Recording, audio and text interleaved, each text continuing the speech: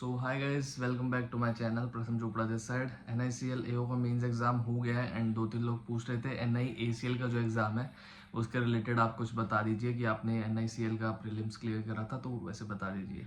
देखो, एक तो ऑब्वियस सी बात है कि इंश्योरेंस एग्ज़ाम है, वैकेंसी कम रहेगी तो कंपटीशन काफ़ी हार्ड रहेगा, है ना। और दूसरी बात ये भी है कि भले ही ये IBPS PO SBI PO से रिलेटेड सिमिलर है, लेकिन माइनर अप्रोच का डिफरेंस तो रहता ही है। उसके अंदर आपको कट ऑफ कम देखने को मिलती है, इसके अंदर ज़्यादा मिलेगी। तो स्टार्ट करते हैं सीधा सीधा इंग्लिश के साथ। इंग्लिश में मेरा क्या फंडा रहता है, पहली बात तो मैंने अपनी रीडिंग बहुत स्ट्रॉन्ग करी है। मैं पहले की बात बताऊं तो 2022 में IBPS PO में मेरे 12 नंबर आए थे भाई 30 में से। इतनी कमज़ोर मेरी इंग्लिश थी, बस जैसे तैसे मेरी कट ऑफ क्लियर हुई थी, 1-1.5 नंबर या 2 नंबर ऊपर थी मैक्स। तो बहुत वर्क करा मैंने उसके ऊपर, एरर वगैरह कुछ भी नहीं आता था। पर सबसे मेन चीज़ तो थी डेली रीडिंग। डेली रीडिंग से क्या फ़ायदा मिला, एडिटोरियल में जो क्लास लेक्चर होता है निमिषा मैम का वो पढ़ता हूँ। एक तो रीडिंग आपकी स्ट्रॉन्ग होती है, दूसरा कॉम्प्रिहेंशन स्ट्रॉन्ग होता है, तीसरा वोकैब वो करवाती हैं, ईडियम्स करवाती है, एंड क्या कहते हैं वन वर्ड वाले वो करवाती हैं। सिनोनिम एंड टोनिम्स ऑब्वियसली आपके स्ट्रॉन्ग होते हैं, है ना। जो बाकी फैक्टर्स है, क्लोज टेस्ट वाला आ गया, एंड सब्सटीट्यूशन वगैरह ये भी आपका स्ट्रॉन्ग होता है। जितने पूरी इंग्लिश स्ट्रॉन्ग होती है एक्सेप्ट एरर, क्योंकि एरर उसके अंदर होता नहीं है, तो एरर की आपको अलग से क्लास लेनी पड़ती है। तो सबसे पहले बात करते हैं एरर की। देखो, जहाँ तक मैंने ऑब्जर्व करा है, एरर क्या पूछता है IBPS एस प्रीलिम्स में, एज सच कुछ बहुत हार्ड एरर नहीं होते जहाँ आपको एक्सेप्शंस लगाने पड़ रहे होते हैं। वो होता है कि आपसे ना वो सब्जेक्ट बेसिस पे एरर पूछ रहा है। मैंने NICL में भी ऑब्जर्व करा था कि सब्जेक्ट बेसिस पे आपको सब्जेक्ट आइडेंटिफाई करना है, उसके बेसिस पे सिंगुलर है प्लूरल है। मोस्ट ऑफ द एरर इस पे थे। या जो दूसरे चीज़ पे एरर थे वो है टेंसेस पे। कोई टेंस पास्ट में जा रहा है तो कोई उसका वर्ड प्रेजेंट में दे दिया, प्रेजेंट में जा रहा है तो कोई पास्ट में दे दिया, कोई कॉन्टिन्यूस में दे दिया। तो एरर बहुत ऑब्वियस है कि एरर में आप ना फोकस करके चलो, आपको इन्हीं में से एरर मिलेंगे प्रीलिम्स लेवल में खासकर। उसके अंदर इतना ज़्यादा लोड मत लेना। ये देख लो, अगर आपको बहुत बहुत हेल्प मिलेगी इससे कि ये इस बात को ध्यान रखना कि जो सब्जेक्ट बेसिस पे एरर है ना वो बहुत ज़्यादा आ रहे हैं, क्योंकि मेरे को नहीं आती। मैं बस जो पढ़ के सही लग रहा है ना मैं वही करता हूँ। मैंने ऐसा मेरे को नहीं पता एडजेक्टिव क्या होते हैं। पहले पता होता था एडजेक्टिव, नाउन, प्रोनाउन, ये सब नहीं पता भाई मेरे को क्या होते हैं। बट मेरे को इतना पता है कि हाँ सब्जेक्ट ये है इसका, और इसके साथ सिंगुलर इसके साथ प्लूरल आना चाहिए। तो इस पर फोकस रखता हूँ मैं। दूसरी बात, इंग्लिश स्टार्ट कैसे करनी है भाई। इंग्लिश ना आप कैसे भी स्टार्ट कर लो, आप एंड तक पहुंच ही जाओगे, सारे क्वेश्चन आप कर पाओगे। 25 से 30 आपके अटेम्प्ट तो होने चाहिए NIACL के अंदर, प्रीलिम्स के अंदर। 25 से कम है ना तो भाई चांसेस नहीं है। मैं सही बता रहा हूँ, इंग्लिश के अंदर चांसेस नहीं है भाई 25 से कम है तो, क्योंकि इंग्लिश बहुत ज़्यादा स्कोरिंग होता है इसके अंदर, ईजी लेवल पे आता है। तो इसके अंदर मेन फोकस रखना है कि आप 25 से 30 स्कोर करो ही करो। बात आती है रीजनिंग की, ठीक है। 4 puzzle, blood relation, distance, miscellaneous, ये आता है। डायरेक्शन, डिस्टेंस, मिसलेनियस, थोड़ी बहुत चाइनीज़ डिकोडिंग आ गई, एंड ब्लड रिलेशन मैंने बता ही दिया।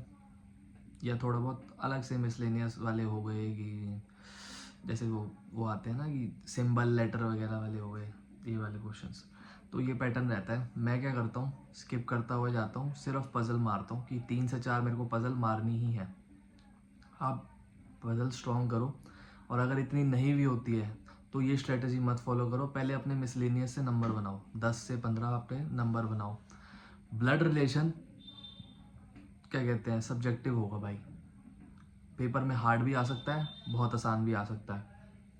हार्ड आसान को कैसे आइडेंटिफाई करना है, अगर डायरेक्ट स्टेटमेंट दे रखी है कि ये इसकी माँ है, ये इसकी बहन है, इसका चाचा, इसका ताऊ है, तो डायरेक्ट स्टेटमेंट है।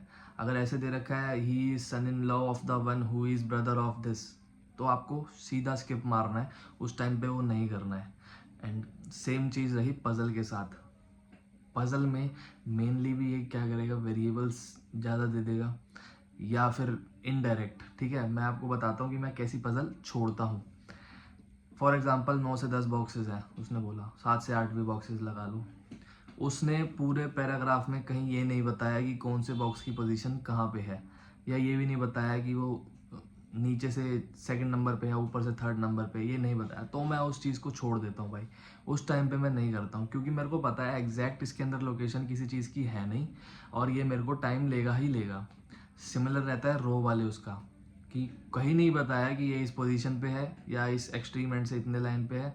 तो मेरे को पता है जहाँ मेरे को केसेस बनाने पड़ेंगे, जहाँ जहाँ केसेस बनेंगे, जितना ज़्यादा पेन चलेगा भाई उतना ज़्यादा आपका टाइम खाएगा। तो मैं ऐसे पजल्स छोड़ के ज़्यादा चलता हूँ। फ्लोर और फ्लैट बेस्ड होते हैं ना, वो मैं ज़रूर करता हूँ क्योंकि वो मेरे को ईजी लगते हैं, मैंने उसकी प्रैक्टिस बहुत करी है। बट कईयों को वो मुश्किल लगते हैं। तो आप अपनी चीज़ आइडेंटिफाई करो। ये तो पक्का मान के चलना कि अगर एग्जैक्ट नहीं है, पढ़ने में मैक्सिमम आपको 10-20 सेकंड लगेंगे। 20 सेकंड में आप पढ़ लोगे पजल के अंदर कि एग्जैक्ट कोई लोकेशन है या नहीं। नहीं है तो सीधा जाओ भाई, छोड़ो, अगले पे आओ, है ना। बाद में कर लेना, टाइम बचे तो टाइम ऑब्वियसली बचेगा आपके पास, बाद में उसे करना, उस टाइम मत करना। सबसे पहले क्या होता है, अपना स्कोर बढ़ाना होता है। 20 से 25 आपने कर लिया ना, आपको कॉन्फिडेंस आएगा। उसके बाद आपके पास 4-5 मिनट बचे हैं ना, आप अच्छे से सोच पाओगे, बेटर सोच पाओगे कि मैं क्या उठाऊं क्या ना उठाऊं, है ना। तो वो आपका स्कोर बूस्ट करेगा। अब आपने स्टार्टिंग में पजल में लगा दिया, आपने 10 मिनट में 10 करे हैं, तो आप 10 मिनट में क्या घंटा सोच पाओगे कि मैं 25 क्वेश्चन तक आके कैसे पहुंचूंगा? नहीं सोच पाओगे ना भाई, मुश्किल हो जाएगा, आपका भी माइंड फक्ड अप हो जाएगा। सॉरी। तो यही सीन है। उसके बाद आते हैं क्वांट्स का सीन। क्वांट्स का और रीजनिंग में एक और बात आप हमेशा सुनोगे कि मैं इस पजल में फंस गया, इस पजल में फंस गया। बहुत सारे लोगों से सुनोगे, कोई आके ये नहीं कहेगा कि हाँ सब स्मूथ चला गया। कोई ना कोई फंसता ज़रूर है, तो उसे ज़रूर आइडेंटिफाई करना। जो मैंने बताया उससे भी हो सकता है, कोई और तरीके से भी हो सकता है, आप अपना भी ढूंढ सकते हो।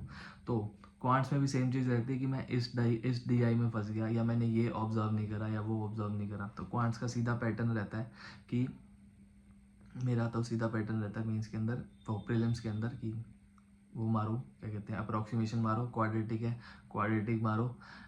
रॉन्ग नंबर है तो उसे रुक जाओ, मिसिंग नंबर है तो निकाल दो। रॉन्ग नंबर क्या रहता है भाई, किसी किसी को लगता होगा ना कि डी आई के अंदर ज़्यादा टाइम लग जाता है या अरिथमेटिक ज़्यादा टाइम लग जाता है या बनती नहीं है। मैं आपको बता रहा हूँ रॉन्ग नंबर नहीं बनते हैं। बहुत बार ऐसा होता है कि रॉन्ग नंबर नहीं समझ आ रहे होते हैं, बन भी जा रहे होते हैं तो कोई कई गलत हो जाते हैं। तो रॉन्ग नंबर से थोड़ा बच के रहना, ये आपको नुकसान कर सकते हैं। मैं तो नहीं करता हूँ, मैं ऊपर ऊपर से देख लेता हूँ। 10 सेकंड में आंसर आ रहा है, 15 सेकंड में आंसर आ रहा है तो करूँगा।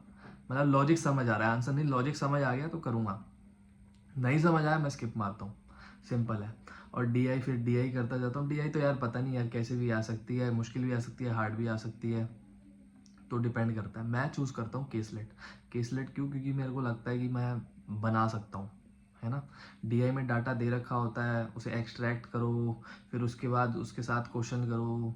और फिर केसलेट क्या होता है कि आप बनाते बनाते बनाते ना डाटा कई बार आपको याद भी हो जाता है कि हाँ, तो बार बार आपको क्वेश्चन में देखना नहीं पड़ता, है ना। सारा आपने खुद सॉल्व करा होता है, उसका टोटल भी, सबकी इंडिविजुअल वैल्यूज़ भी आपने सॉल्व करी होती है। तो most of the time caselet आपके मेरे लिए ईजी रहती है, तो मैं इस पर्पज़ से चलता हूँ।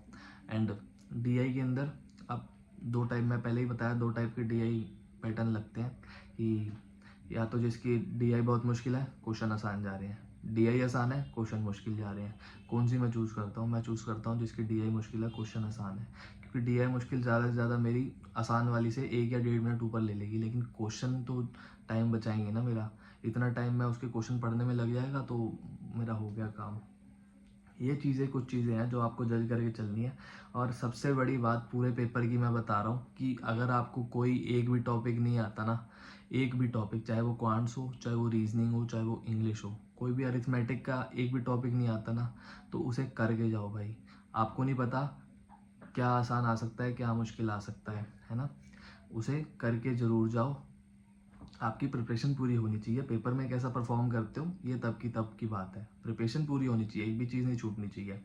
एंड क्वांट्स के अंदर कुछ कुछ क्वेश्चंस होते हैं जो हेल्प करते हैं, जैसे कि अभी मैं मेंस देकर आया हूँ, एनएससीएल होगा, तो उसके अंदर एक था cost price ratio, selling price था, तो कॉस्ट प्राइस बताना था। कॉस्ट प्राइस की रेशो क्या थी? 35 थी। ऑब्वियस है, 7 का मल्टीपल है। मैंने सीधा 7 का मल्टीपल सर्च मारा, एक मिला, टिक मारा।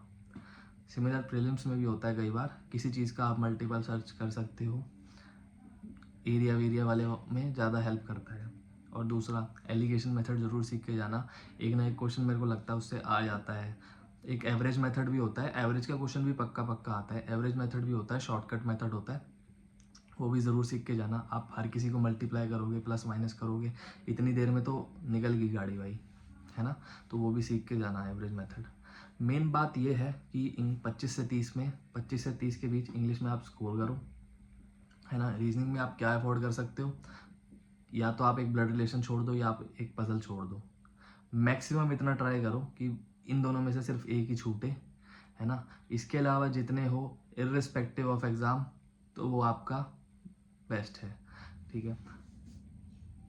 25 से अबव ही इसके अंदर रखना, है ना। एंड 25 सब में अबव रखना जहाँ तक हो सके, है ना। जितने ज़्यादा आपके होंगे वो आपका ही बेनिफिट है कि एक्यूरेसी में थोड़ी दिक्कत आ गई तो आपको बचा लेगा। मैं तो ऐसे ही करता हूँ कि नंबर ऑफ अटैम्प्ट ज़्यादा रखता हूँ। ऑब्वियसली मेरी एक्यूरेसी रहती है मैथ्स और रीजनिंग में, इंग्लिश में मेरे को पता नहीं रहता, है ना। तो या तो आप उस हिसाब से चल लो कि मेरे को बस एक्यूरेटी करनी है, मेरे को स्लो जाना है ना, कि बस 75 मेरे हो जाए एंड इसके अंदर मेरी श्योरिटी है। क्योंकि नॉर्मलाइजेशन भी हो सकता है आपके हार्ड हो तो पेपर में हो जाए 2-3 नंबर की, बट नहीं हो तो पता नहीं, हो सकता है एक ही शिफ्ट में एग्ज़ाम हो। तो इस हिसाब से चलना अपना और हो जाएगा। एज सच कोई बड़ी बात नहीं है कि क्योंकि 15 टाइम मेंस में लेंगे, मेंस की मेंस में देखे जाएंगे, पर पहले प्रीलिम्स निकालो। जो जो मैंने बातें बताई हैं, सबसे पहले वो रीजनिंग वाली, पजल वाली कि ऑब्वियस लोकेशन नहीं है किसी अल्फ़ाबेट की, और क्वाड DI वाली कि क्वेश्चन मुश्किल हार्ड है, और रॉन्ग नंबर वाला ध्यान रखना, लॉजिक नहीं बनना। सबसे पहले एक तो चीज़ आपको सीखनी है कि you always have more time than you think, कि आप पजल फटाफट बना रहे हो, उसके अंदर पॉइंट्स मिस हो जाए, कोई तुक नहीं बनता उसका, आप वापस पढ़ोगे एक्स्ट्रा टाइम लगेगा। इससे बढ़िया आराम से 1 मिनट ले लो चाहे पजल को पढ़ने में ही, कि ये या फिर फटाफट बनाओ, है ना। तो वो ज़्यादा इजी रहता है। मैं इसी फॉर्मूले से चाहता हूँ कि भले ही मैं मॉक में आप दे रहे हो कि धर धर धर धर धर धर लगा पढ़ो, लेकिन नहीं, एग्ज़ाम में थोड़ा काम माइंड रखना पड़ता है। दैट्स इट भाई, मेरे पास ऐसा कुछ एक्स्ट्रा नहीं है कि मैं बता दूं और आपका एग्ज़ाम निकल जाए। यही बातें हैं जो मैं फॉलो करता हूँ, यही बातें हैं जो आप कर सकते हो। Thank you.